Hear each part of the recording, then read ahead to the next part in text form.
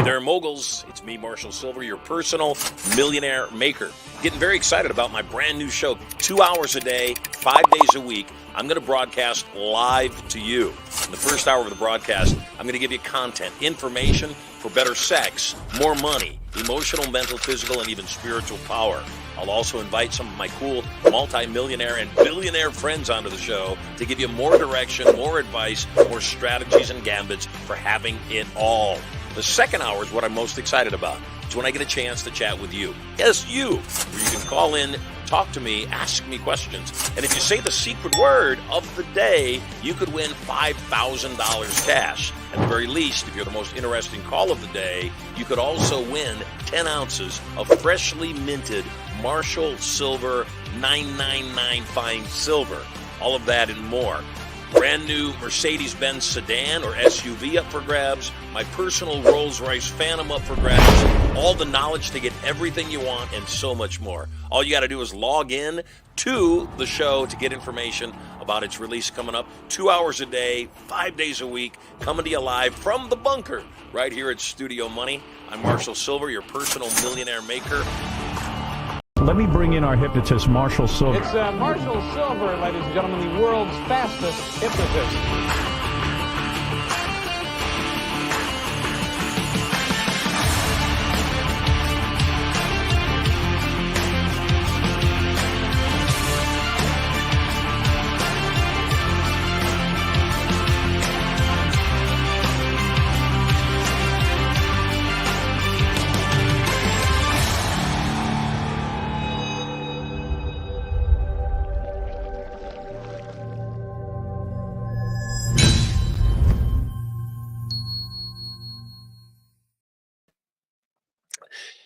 You got the right thing, baby. You're in the right place, too. I'm Marshall Silver, your personal millionaire maker.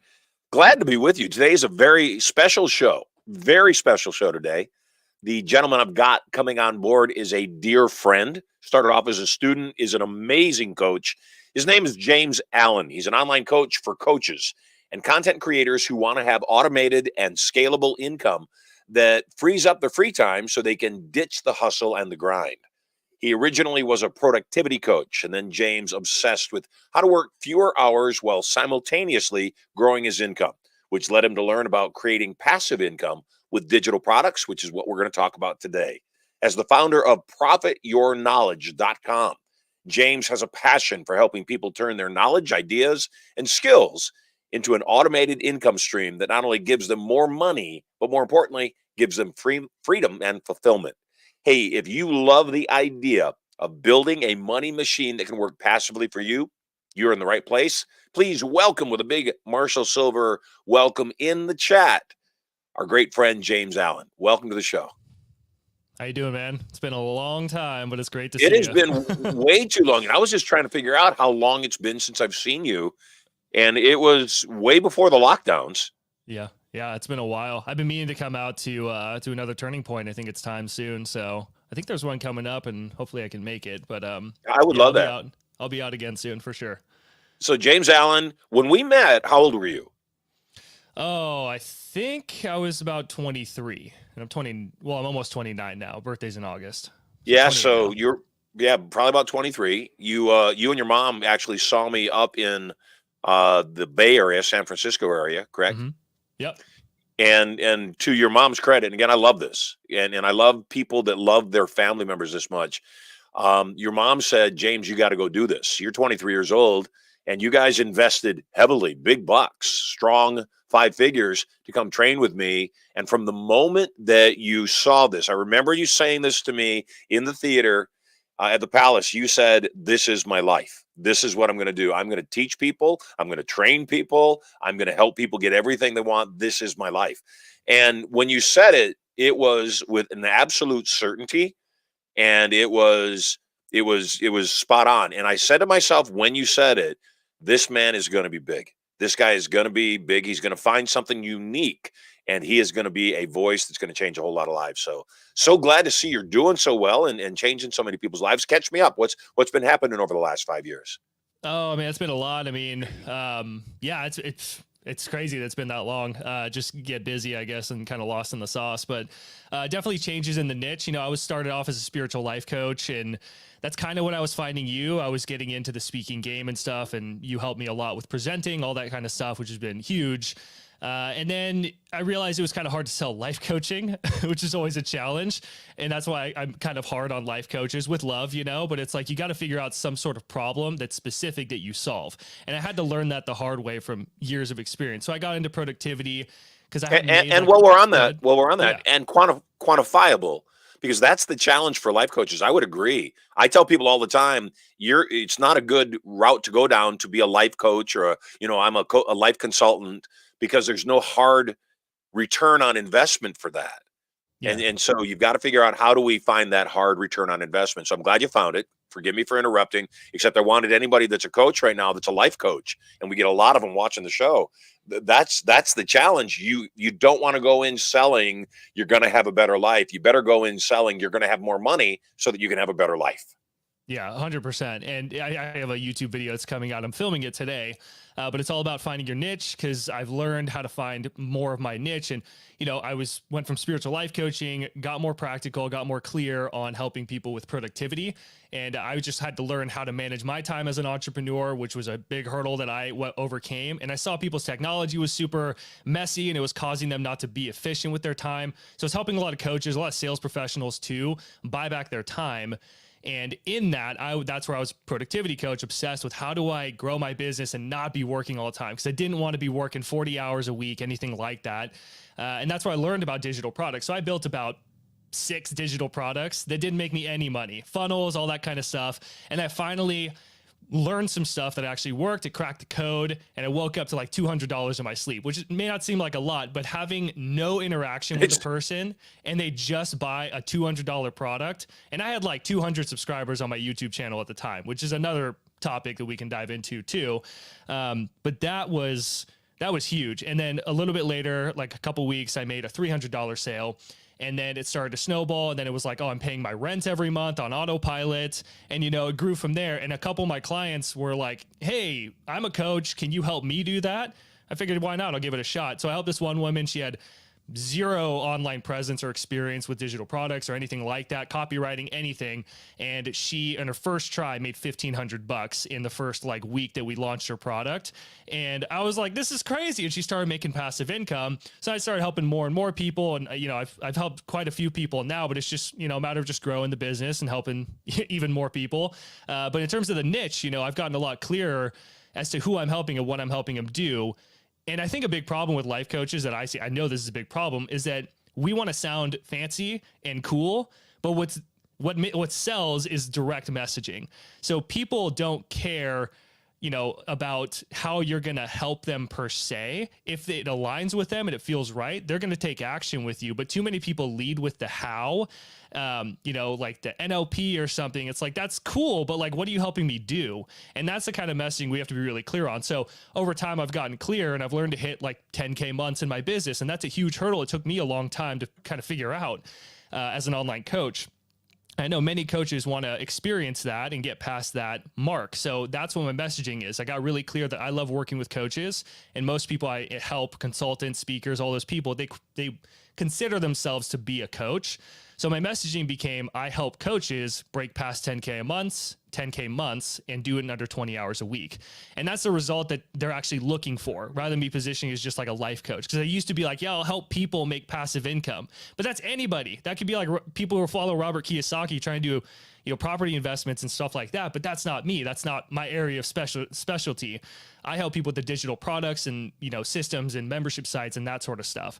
So the messaging really makes a huge difference, especially when we're going to sell an online course.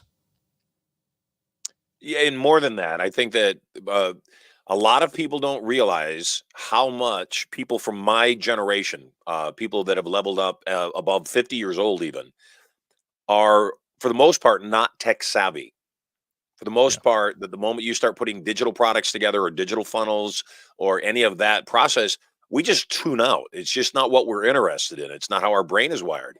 You stop and think about a human being like my children and like you, frankly, that you grew up with technology. You don't remember a time before cell phones. And because there wasn't a time before cell phones in your life. And so, as things have unrolled, social media and all these things, these come natural to you. But somebody of my level, no, they don't, because we used to sit on the toilet beside a basket of magazines. That's how much untech savvy we are. But the bottom line for everybody is, how do you solve their challenges? So yeah, I think that there's a whole lot of coaches, particularly, people that just don't even like selling, that is the gift that you can give them. Both, how do you set up a campaign, but also how do you handle the tech in that campaign? I have Yeah. thought for a while that somebody that comes along that creates a tech for boomers kind of company, tech for, it's like sales for dummies, or, carpentry for dummies. I think a whole series for boomers on tech would be really a great series. Whether it's even shorter books like ClickFunnels for boomers, or automated phone systems for boomers. Anything that the boomers can laugh about themselves and realize they don't understand it, not because they're young and dumb, but because they're old and dumb. And so, at any rate, give me some strategies on how you help people profit their knowledge. How do you start with a brand new client? I'm an expert in this technique for chiropractic, and I just want to figure out how to make some home study courses and digital products so I can make money while I'm sleeping. What would you do with me? Phenomenal niche, by the way. There's those guys get millions of views on YouTube, just teaching people. I even was watching some. I tweaked my neck a while ago, lifting a giant pole in Sweden, which was a really cool experience for midsummer. So what was a Polish girl doing in Sweden? No, a pole. It's like this giant Oh. pole. No, not a Polish girl. Marshall, come on. No, I was going to say, hey, everybody has their flavor. If you like giant girls, so be it. No, giant girls from Poland did that. And blonde hair, blue eyes, why not? Yeah, but with a chiropractor, I was watching a lot of videos and it was super helpful. And the first thing, like a lot of people who I end up working with have 10 years or X amount of years, 10, 20 years sometimes in a certain field of bad habits.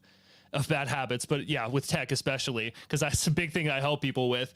And it's like if you're a chiropractor for 10 years and you're kind of getting burnt out of the practice. I have a massage therapist and she's starting to, her hands are starting to hurt. So she had to actually cut back on appointments because she can't keep up with the amount of demand, because it hurts her hands. So in that situation, a lot of these people are thinking, well, I know this online business thing is an opportunity for me, but how do I make it work? So if that person signs up with me, the first thing that we have to do if they want to create an online course or a digital product is do customer research. And this was the game changer for me, Marshall, it's the difference between the one course that sold on autopilot versus the 6 that didn't sell anything. It's customer research. And the big difference here is that on a sales call, you're a sales professional. When you sit on a sales call with someone, you can ask me questions.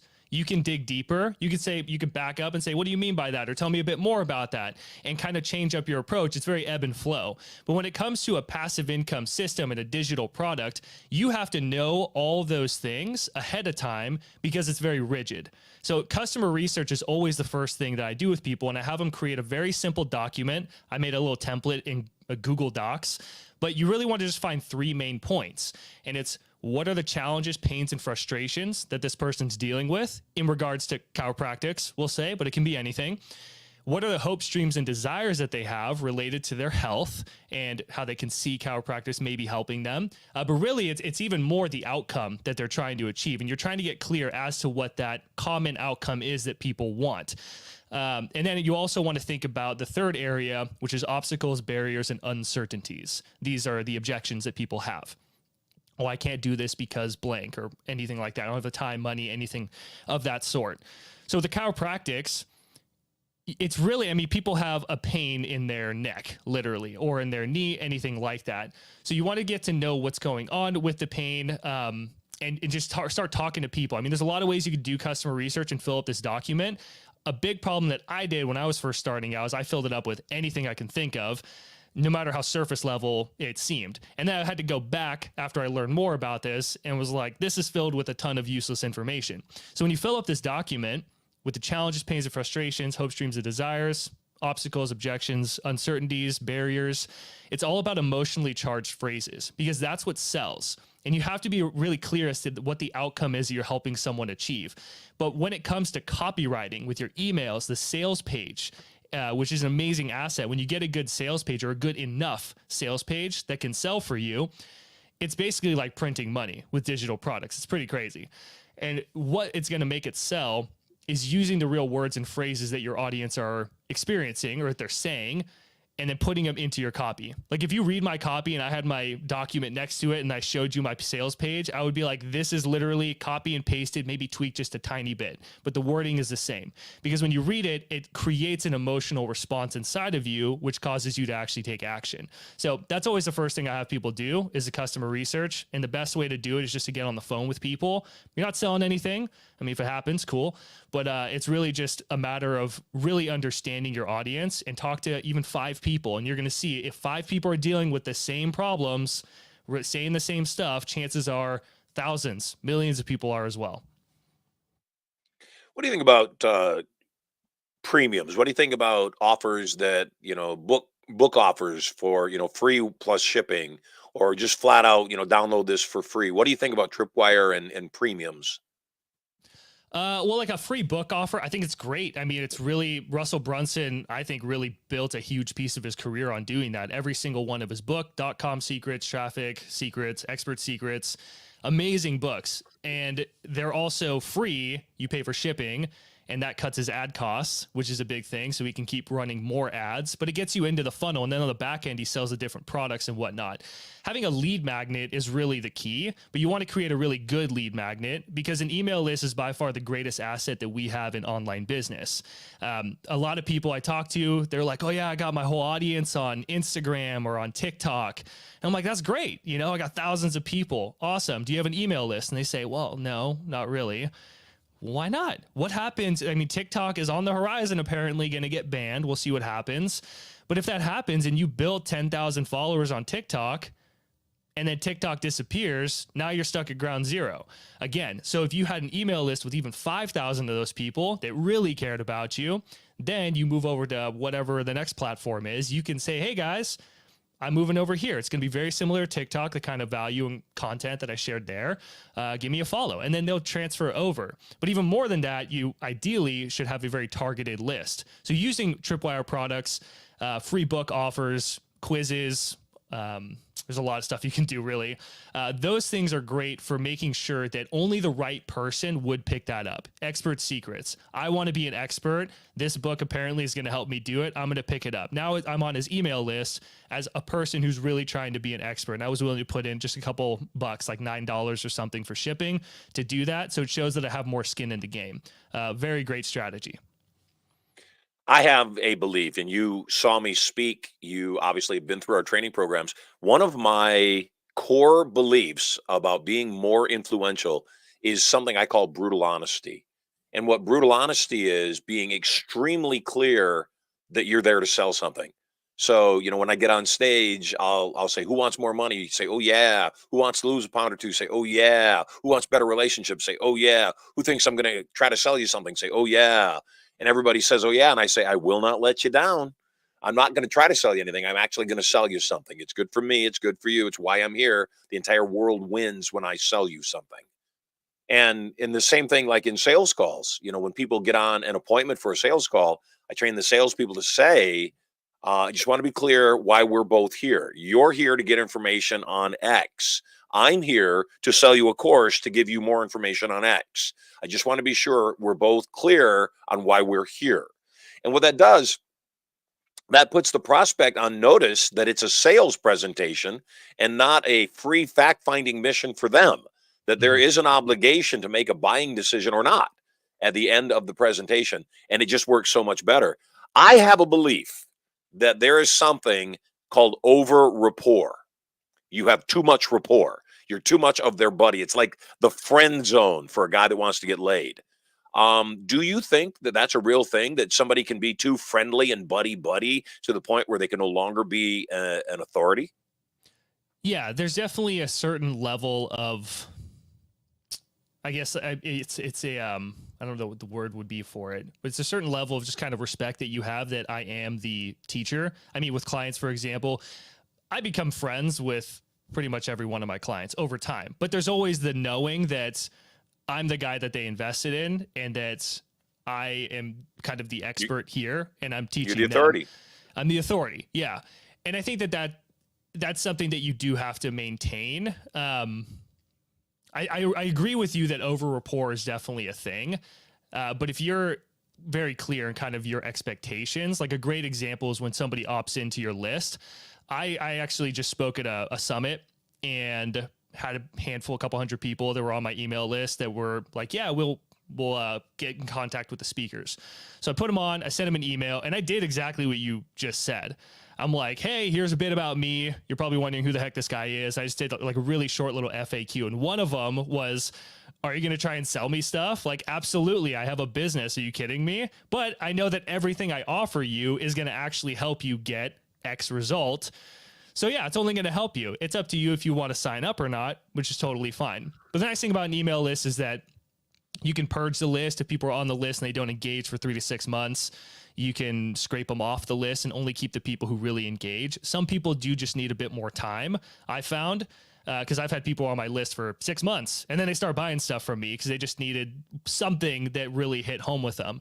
But yeah, I'm curious to hear what your kind of, because I respect your knowledge, but what your kind of, I guess, approach or strategy would be for like being there to show that you support them, but at the same time, still maintaining the authority status. It's like being a parent. Dude, sometimes you got to say the unpopular thing. I don't know if you have checked out the show at all in the last couple days. I'm very all in on helping people understand how to invest in financial instruments called mortgage notes or notes with a real estate backing. And the reason I'm into it is I'm a mathematician. I've just sat down and done the math. And every once in a while, we stumble on something and we say, why the heck didn't I look at this before? I feel like an idiot. I feel like an idiot right now. I really do. I feel like I've wasted decades of time. And again, my whole thing is, because you know me deeply, I only do what I'm interested in. I don't do anything just for money. I don't need it. I have been massively blessed. I only do what I'm interested in. Except, I've always told my children when they said they wanted to be a hypnotist and a speaker, I've said, no, you want to be a banker. Then go play hypnotist. Then go have a hobby as a speaker, but you want to be a banker. And I wasn't really joking. I'm not joking. And finally one day the universe aligned to reintroduce me to notes and note investing. And I went, holy cow. Oh my gosh. Why didn't I do this? But then again, the why I didn't do this before is the answer to why somebody else didn't. And I think that that's what a really good coach has to do is they've got to only sell what they believe in. You know that, of course, that's what you teach. They also need to have a moral and ethical obligation to sell it and then be as efficient as possible. I see a lot of salespeople who believe if they just like me, they'll buy from me. And yeah, I mean, that certainly they need to trust you, but they don't need to like you actually. In fact, sometimes the people we buy from the most, we don't like at all because they're telling us the truth. And so what I always seek to do when I'm writing a sales presentation is write the presentation with predictive content. Meaning if at this point of the presentation, I've gotten this far along with agreement, what's their next piece of resistance going to be? And then address that one. Well, you know nothing about it. It's awesome. You know nothing about note investing. How about we hold your hand and actually hand you your first deal that not only gets you a profit, it gets you a profit in excess of the course you just invested in. But that's a part of our written guarantee. And so you keep getting, like you were talking about, into the mind of your customer and saying, if I were them, what would I be afraid of? If I were them, what would I be thinking about? What question would I have? What would be on my mind? And I tell people, you don't need to solve a mystery. If you do escape rooms is a good example. You do escape rooms, right? I haven't actually done one, but I would. Yeah, oh man, you gotta come. You gotta come. You'll love it because all marketers need to do escape rooms. Because in an escape room, you have a big objective, and that is to escape from the room. That's the outcome. That is get the credit card. That's what that is. It's a close of the sale. But you have to solve other mysteries in the midst of it all to get to the end result. Sometimes the mysteries are out of sequence, meaning you'll stumble upon a hidden key or you'll, accidentally, press against a secret door. And It's not in the order that it was intended to be, but it doesn't matter. And so what I tell people is start solving what you can. You have a lead challenge? All right, start working on leads. You don't have a whole lot of leads? All right, work on refining and making sure that every one of those leads is maximized. You don't have many leads, but you're closing 100%. Well, your challenge is you need more leads. You've got a decent amount of leads, but you're not closing them. Well, the challenge is you got to keep reworking that sales script until you get to the point where the majority of the prospects who hear that presentation say, I like it. I want it. Yes, Yeah. that makes sense to me. Let's do it. And so for me, I believe most people don't cut to the chase fast enough. And I think the human mind has changed. I think it's physically, materially, merged into something different that requires stimulation, that needs to be titillated, needs to be tickled. The other day, I forget where I was. I was soaking in the spa, and I had gone out and I was excited to get in the spa. I get in the spa, I take off my robe, and I'm down there in the water and I'm feeling good. And then I remember I didn't bring my phone out with me. And now I'm faced with a decision. Do I sit there without my phone for 15 minutes or do I get dressed and go get my phone? It was stupid, but it made me realize, my gosh, how did you get here? Let alone other people. How did you get to the point where you're relaxing in the spa and all you're thinking about is, gosh, I might miss something on my device? And I think that challenge in sales is that ADD used to be something that was selective. Not everybody had it. I think everybody has it now. And I think that that's the battle we're up against. This show, our marketing, everything is how quick can I get the message across? And I think it's especially true on a sales call. And so I think a lot of times people that get clients and do that kind of a sales model, get people on a introductory or education call, I don't think they cut to the chase fast enough. And so what I tell my people to do, tell them I'm here to sell you something. The retail on it is X. Of course, that's not the investment you're going to make. I'm going to give you a massive discount and also a bunch of bonuses. So let's talk about what you're here to talk about. If all that is up front, now they've overcome any buyer's remorse they would have on the top. There's no sticker shock as to what the investment's going to be. And the intention is very clear on the part of the person teaching them. Ultimately, I'm here to sell you that course. How do we get to that place? Now they're selling themselves. They're telling you how to sell themselves. Mm-hmm. Yeah, and that's so true with when I'm helping people write the copy for their sales pages. A huge thing is encouragement, and I think that a lot of people get lost even in that. I find that encouragement along the way is really what makes someone feel like I can do this, and we can. I mean, this is why testimonials are so important for a sales page or any source of sales presentation, which a sales page is just an automated sales presentation. That's really all that it is. But as you're reading through, even when I call the primer copy, that's when you have the headline, then you start going into like me understanding your situation, kind of poking at your pain, being like, is this kind of what you're experiencing? This is where you want to be. All of that, you have to have different points that do stimulate the mind and keep them engaged, because if they can read a line and then they don't want to read the next one, they're going to go away and never buy your product. And that is so big to help them really understand the value that you're going to bring. But I mean, I won't move on now. And I heard this from a different copywriting coach of mine, but if I won't leave the first sentence until I'm happy with it, and then I'll move on to the next one, and then everything flows, and I'll read over my copy over and over and over again. It's not just a one and done thing. It's an asset that you're building. And an online course or a membership site, they're assets, just like real estate. It's very different, but it's still a digital asset. And the nice thing is that you don't need to have storage or anything like that. It's basically printing money. It's crazy. I've been selling online courses all week. We're doing a launch right now, and it's just printing money. I just look in, I'm like, oh, cool, we made more sales. Awesome. And I don't have to do anything except for just make sure that everything's working, but I already know it is because I've automated it. That's exciting. Somebody was asking me yesterday about notes in real estate, and it's the equivalent of digital and physical products. With physical products, you got to warehouse them. You got to pack them up. You got to, put postage on it. You got to send them out. You got to handle returns and all of that. Digital products, you make the sale, they click the button, it's done. Done. It's pure profit. And, it's kind of like what happened during the lockdowns when the colleges all said, don't come in, stay where you are, go online, take our courses. Oh, but we're still going to charge you the same amount of money. And so, I think about the same thing with notes. That's what I love about notes. In real estate investing, most people care about the house. They care about how much repair does it have. They care certainly about the comps and, all of that. in notes, the question isn't anything about the property. It's mostly about what's the note, what's the contract, what's the agreement.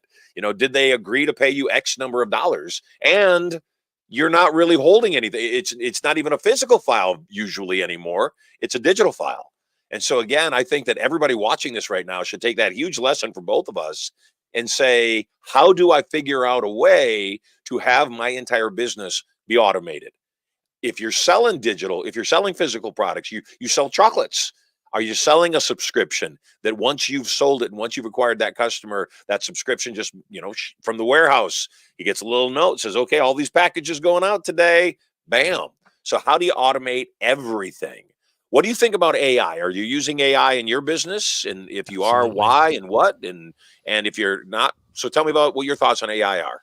AI is great. It's a phenomenal brainstorming tool is what I think of it. I used to write my blog posts. Not going to lie, I got a little lazy and said, here's my outline, map it out in ChatGPT, and I would copy and paste that. And I started reading the blog post and realized this is terrible. So I had to go through and change it. And now I don't even do that. I handwrite my content, because what I've learned is over time, with YouTube, that's a huge driver for business in me, like podcasting and YouTube. I don't really do social media, which I love.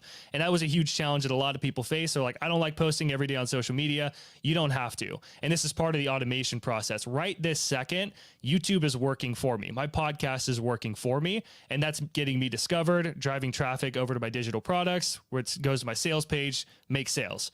That's how it works. But ChatGPT, or AI in general, mostly I use ChatGPT. And again, it's for brainstorming, speaking on stages, presentations. Using ChatGPT to come up with a creative way to deliver a point, I think is so big. And this goes back to what you were talking about, Marshall, about stimulating the mind. I mean, creativity is amazing. But why not look at ChatGPT and say, hey, how can I explain this to a 5th grader or to someone in 12 years old and have this complex thing make sense to them? This is what I do when I'm making content. I'm writing out the content that I'm going to teach. I like to use metaphors and examples or stories too, but metaphors are so powerful. It's comparing something that you're teaching to something every day that people can understand, like dating with fishing. If you go fishing, you're in the wrong spot on the lake, or you're in a lake and you're trying to hunt something or fish something that's in the ocean. I mean, that's a huge indicator right there, but you can connect that to dating. It's like you're in the wrong pond. And if you have the wrong bait, you're going to catch the wrong fish. So it's like, some people don't really have a big enough worm. Right. It's a huge issue. So people, here's someone laughing in the background. Just a little bit of levity in the middle of the show. That's what I'm looking for. But I agree that sometimes people don't realize they're not in a target-rich environment, and that no matter how good the bait is, they can't win there because what they're seeking to catch isn't in that pond. Right. So you can literally go into ChatGPT and say, how do I explain marketing and relate that to fishing? And it'll give you a bunch of examples. And then you can say, okay, that's great. It'll probably give you a ton of bullet points. I say, how can you explain that in a paragraph to a 5th grader? And then it makes it really simple language, maybe almost a little too dumbed down, but then you can go in, copy it, paste it in, and then change it, or keep it really simple language. Because sometimes most of the time, ChatGPT is just too complex language, and it doesn't work for sales copy, presenting, anything like that. Ideally, we want to speak at about a 5th grade, 3rd, 5th grade, somewhere around there. Just simple language. That's the main idea behind it. So ChatGPT is super helpful for coming up with really good creative ways to teach a lesson, and making sure that the language is simple if you're having any sort of trouble with that. That's a great way to use it. 2 things. Number one, yeah, completely concur. We teach everybody, talk to the audience, talk to the people you're talking to as if they're bright 7-year-olds. Yep. So yeah, I even dumb it down further. And when somebody explains something to me, I say, please explain it to me as if I was a bright 7-year-old. Because that's just clear communication. So that's simple. But the second thing I want to point out, when I made that joke about the worm, we have a running count on the number of attendees watching the show on all platforms, and it ranges usually between, on a daily basis, 1,500 and 2,000. And right when I said that, I look up at the count, and the count was 1,666. And I'm thinking God was going, no more bait jokes. So at any rate, that's what I saw. That's awesome. Yeah, you got to communicate to people as if they're bright 7-year-olds, because if you can't explain it that clearly, somebody asked me about notes. And I said, imagine you won the lottery for $10 million. And the government says, we're going to pay you the 10 million over 40 years, or we'll give you 5 million today. What do you think? Well, I don't know about most people. Most people take the lump sum today because they can't imagine themselves over 40 years, to getting a little bit. And it's so exciting to have a big lump sum. But there's companies that their whole business is finding people who took a lump sum payment and saying, look, you got 10 million coming in. Before you agree to take the lump sum, sell us the $10 million agreement and we'll give you a lump sum of 6 million. And they buy the annuity. Why? It's a 40% return on money. I have a friend who was on my podcast recently, and I'm just throwing this out there right now. He does notes, and he's actually gotten really big on notes. So maybe I can get you guys connected. I think you guys would have a blast on this show. Oh yeah, I would love that. Again, I'm all in. I think that, and I tell people the reason I was reminded is I went to pull a substantial amount of cash out of my main residence in Vegas to go invest, and smart thing to do. Too much equity sitting there, not being used. Smart thing to do. I go to pull it out. The amount it cost me to pull my money out of my home was ridiculous. And then I said to myself, I'm thinking, well, heck, there's where all the money's being made. I already earned that money. I already paid for that money. I'm taking the money back out, and the service of taking the money back out is costing me this much. That's where the money is.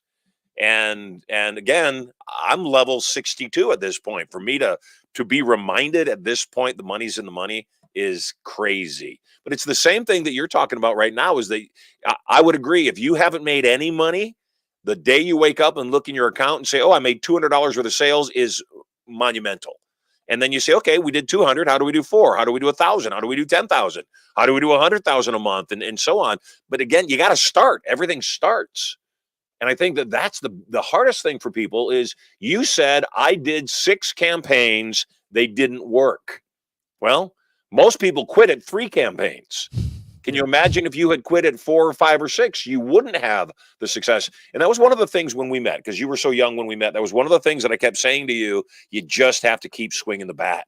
You got to keep swinging the bat. I went through 8 jobs and 8 apartments in 2 years, from the time I was 21 till I was 23, before I found this, what I do now, what I've done my whole life. And I just don't think people realize that's the process. And I think that they are so opposed to losing, they don't play. What do you think? Yeah, this is a great saying that says the juice has to be worth the squeeze.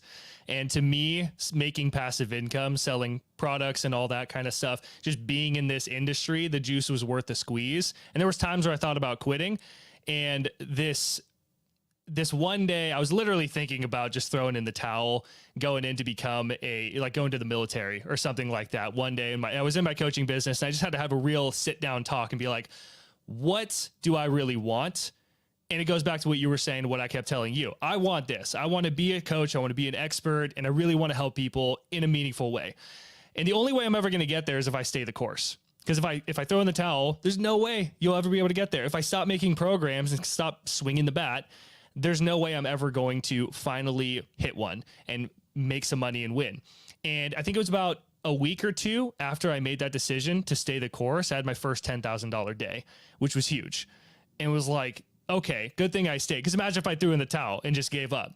So yeah, I think that it's huge. I think too many people quit. And it comes down to having a good mentor, good people who are there to really show you something that is legitimate, because there's a lot of fluff out there in the world, and a lot of people who are just taking people's money, which is really unfortunate, leaving them high and dry. I can't tell you how many conversations I've had of people who charge way more than me and way under deliver.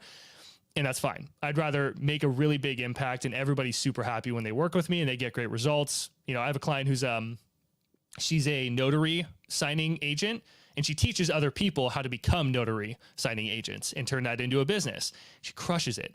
In the first, I think it was about a month or 2 that we had built her product, not even finished the sales page. We're still kind of wrapping it up, but she had already sold $4,000, just kind of passively mentioning it to an audience on TikTok.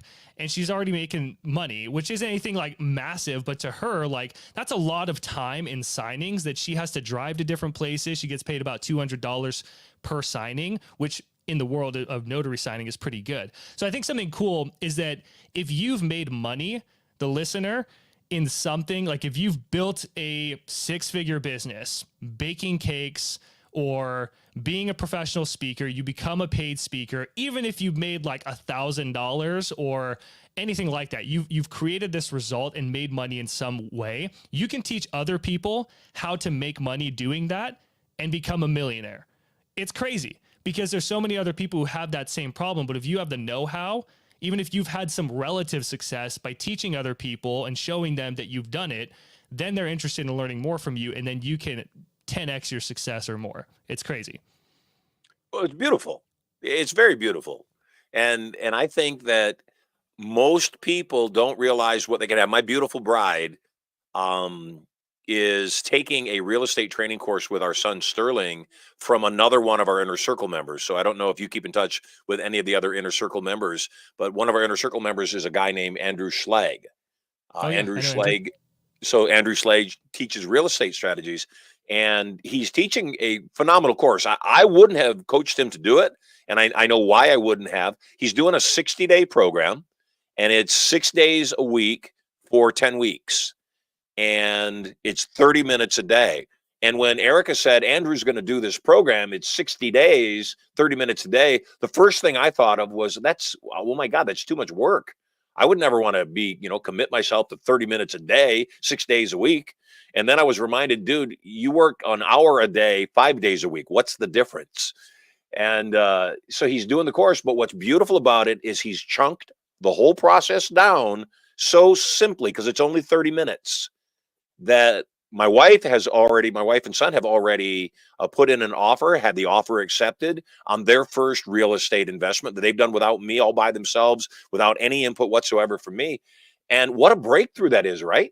What a breakthrough to have your first transaction, whether it's a real estate investment or you're selling, how to become a notary course online. That first one is the breakthrough.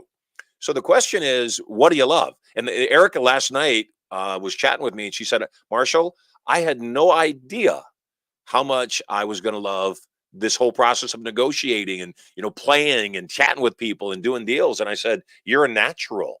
The thing is, everything happens in the right time. And so right now, I tell anybody watching this show, if you're not figuring out some way to automate your business and your marketing specifically, if you haven't said, I need to create a digital product that can be one and done, that I can do it one time, and then I can sell it repeatedly. My one and done, Passion, Profit, and Power, I created in 1994. Holy crap. That's 30 years ago. The product on the first run made me $120 million in the first year, let alone the next year. We did another about 125 million, 130 million. The product did all that, but still, even today, I sell it. And I don't have anything to do with it. I created it 30 years ago, and it still makes me money and still helps my business today. So if you don't have a digital funnel, if you don't have a digital product, if you don't have a way to automate your business, then James is the person you need to talk to. Besides helping somebody understand who their core customer is, what are some of the other things that they could do right now to look at their business and say, here's the direction I need to go. Here's the things I need to solve, and let them be things that you could help them solve. Yeah, 100%. So kind of dovetailing off of what you had just said about Andrew, he has a program that he's created, digital content. He couples it with coaching, which is a great option. It's a great upsell that you can have with people. It's like, you can do it by yourself, just take my course, or you can work with a coach or with me, and you can have it at a significantly higher investment. That's what I do when I work with people. I give them my courses as a part of the investment. It's a bonus into coaching with me. And the course comes with its own bonuses, worksheets, step-by-step instructions, templates, all that kind of stuff. But the big question is, how do you make a course like Andrew has that can get really good results even without your engagement? Because that's how you make a really good course that people actually want to finish. I love when people message me and say, James, I completed 100% of your course, the entire thing. And they did it quick too. And it comes down to starting small and building over time. A lot of people, I was guilty of this too. The 6 online courses, months and months and months probably a year, I would say, of building programs that didn't make me any money. And what I would do is what most people do. I would build products in a vacuum because I didn't listen to my audience and say, what problem do you really want to have solved? And then I build that product. The one that we're releasing this week, it's been making sales each day. That one is it's all about my podcast strategy, but I emailed my list and I had a couple of different ideas. See, a lot of people tell me, James, I have hundreds of ideas. Which one do I do? Which one's going to be the best one? Pick 3. That's it. And message your audience, your email list, talk to your audience and say, which one of these 3 is the most appealing to you? Which one of these 3 problems would you like to have solved the most? And then they're going to tell you. I did that with 2 products and people kept saying number 2, which was the podcasting product.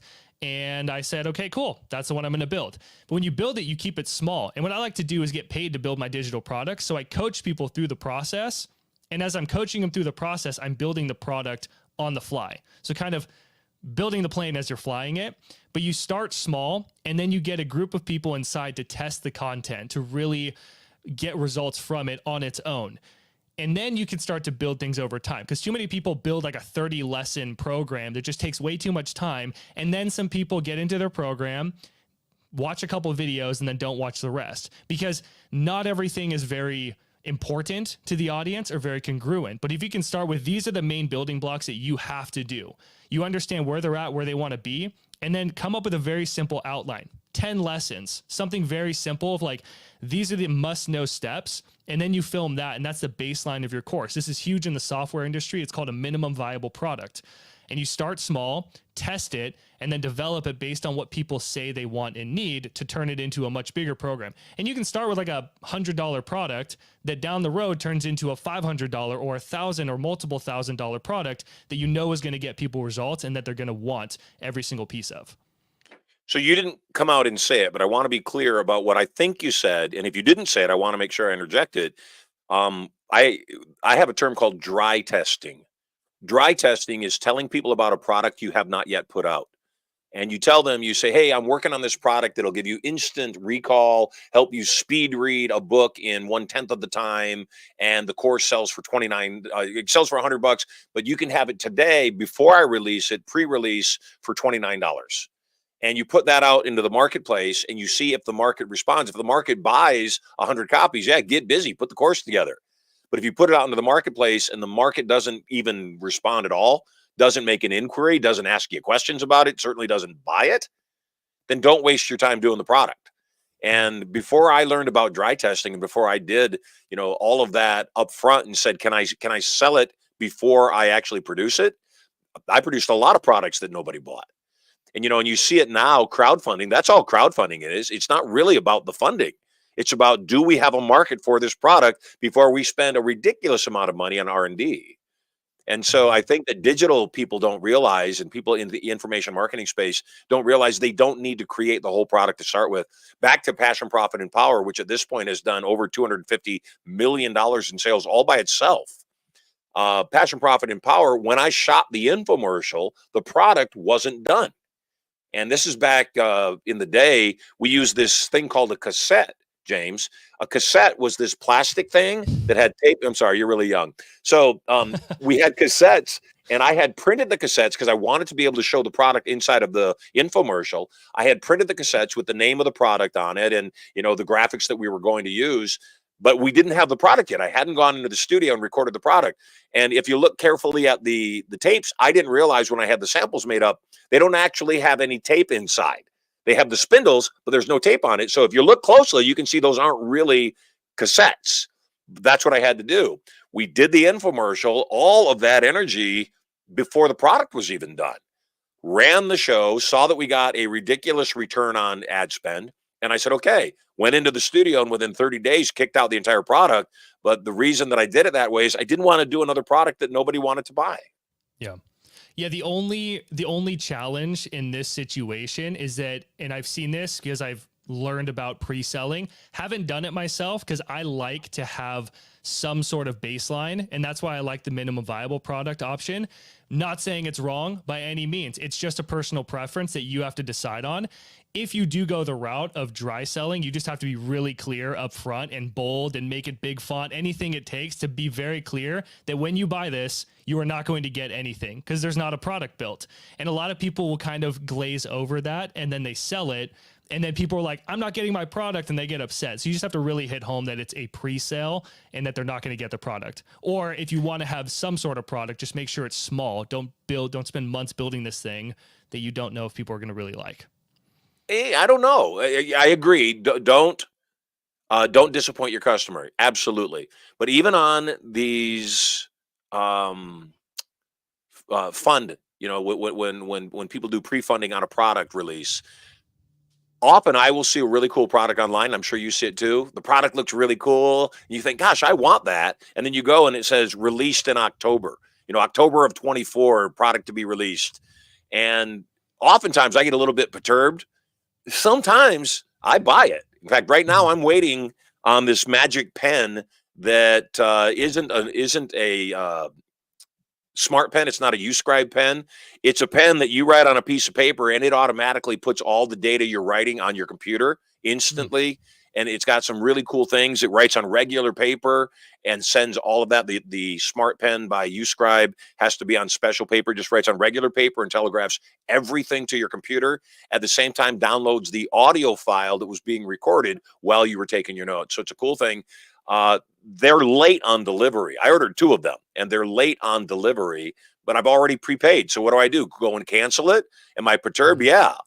I have another gentleman who built this Houdini collectible, and it's not a lot of money. It's $3,000. It was supposed to be delivered last October. So it's almost a year over time when it was promised. And he sends me pictures of the updates and it's coming along, and I know he's working on it, except it's just not done. So what do? If you really want the product, you wait. So I think too many people, and I would agree, if you don't have any product at all and you don't know how to put the product together, yeah, don't sell it. I've had times where we've dry tested a product and there was, minimal response, 2 or 3 people. And then all we did was, when we realized we didn't have a hit, we contacted them, said, here's your money back. We've decided not to move forward with this product. We were honest. The demand in the marketplace was not sufficient. Although you were interested, here's something totally free of charge that maybe will make up for the hassle. Yeah. So again, I think that part of the challenge for everybody is they're not willing to put out crap, and then, like you described, put out crap 2.0, put out some better version of that thing.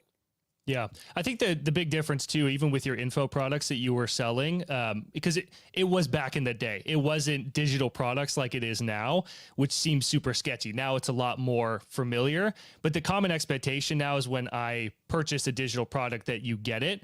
With a physical product, that makes total sense. Your pen, they probably did the same thing that you're thinking of, which is why it's late, because they're like, shoot, we didn't actually build this thing, Yes, but it's a physical definitely product. guaranteed. So you're expecting a delay in shipment, and it's much easier to say, hey, there were some things that happened with shipment, or there was a delay in this kind of stuff. And I feel like that's just a little bit of a different kind of product compared to the digital product. So when you say people, if it's a digital product where they're expecting an online course or information, at least give them a simple baseline of information, or let them know it's a pre-sale, because you don't have that luxury of having a shipment delay in between. So it really just comes down to personal preference and testing too. I think not enough people test things and try things, which goes back to what we were talking about earlier about just like doing stuff. You have to just try things and test things and do things differently. Try a pre-sale or a dry selling. And if it doesn't work for you, then, it comes down to the product too. Sometimes it's just alignment as well. Again, I'm the kind of guy where I like to deliver something, but I tell people, like, this is a simple baseline foundational product and it will develop over time. But you're going to get all those updates when you make this investment now, and the price will go up later. So you might as well get in now. Yes, absolutely. How do people get a hold of you? Just go to Google and type in Profit Your Knowledge, or you can go to profityourknowledge.com. If you do that, YouTube is a great platform. I have tons of content that you can learn all about what I do and get an idea, get a feel for it, and everything is What's just your Profit Your YouTube Knowledge channel? everything is Profit Your Knowledge. If you go to Awesome. Google Profit Your Knowledge, my podcast is Profit Your Knowledge, the YouTube channel, like everything. If you just Google Profit Your Knowledge, you will find me. It's impossible to miss me. So anything is Profit Your Knowledge. That's all it is. I love it. Hey, any last lessons you want? First, foremost, great to catch up. We've got 4 events going on in Vegas. We've got a Turning Point coming up next month. We've got an Inner Circle. Of course, you've already attended. We do have a Prosperity Alliance Best event. You've already paid for it.